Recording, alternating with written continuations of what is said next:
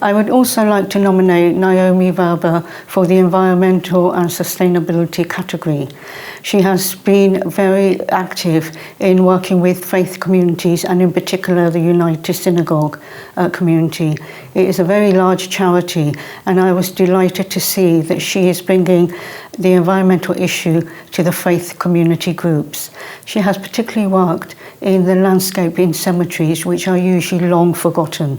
I was also delighted to see that working with the synagogue, she has been helping to install energy efficient systems, which again does so much for our environment.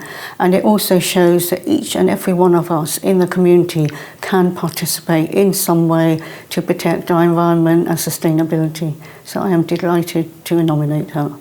Hi, I'm Naomi Verber. I'm an environmental activist and campaigner in the Jewish community.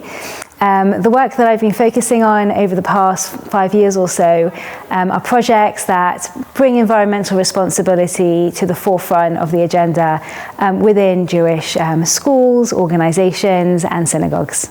I went to work with the United Synagogue where I was head of environmental policy, and the purpose of that role was to help them become more sustainable, but also that the head office, that the organisation itself could operate in a way that was better for the environment. One of the projects that I'm most proud of and that I enjoyed the most was a mass tree planting campaign that we ran with the United Synagogue around the Queen's Jubilee. So one of the most exciting projects that I worked on was rewilding our cemetery land. The United Synagogue for hundreds of years has been providing burial services for our community, and as the organisation started to look towards its environmental strategy, an obvious area that we could work on was our cemeteries. I was very lucky to work with the manager, Mark Williams, and we came up with a strategy where we identified 15 acres of land, parts and parcels of different cemeteries across the UK, where we could rewild that land. And that was a really significant piece of work where we could allow nature to flourish in areas that had been used more for the functional purpose rather than in balance with nature. We also introduced a no-mow policy between May and August so that wildlife can flourish. So one of the things that really excites me about my role right now as CEO of Eco-Judaism is my ability to work across different demographics.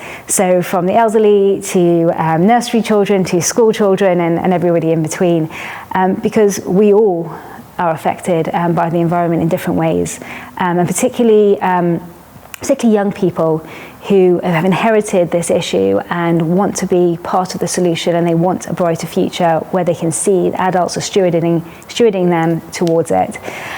So that's very fulfilling in this work, and one of the pioneering projects that we're working on right now is to provide Jewish environmental education in Jewish primary schools, which is a first of its kind here in the UK.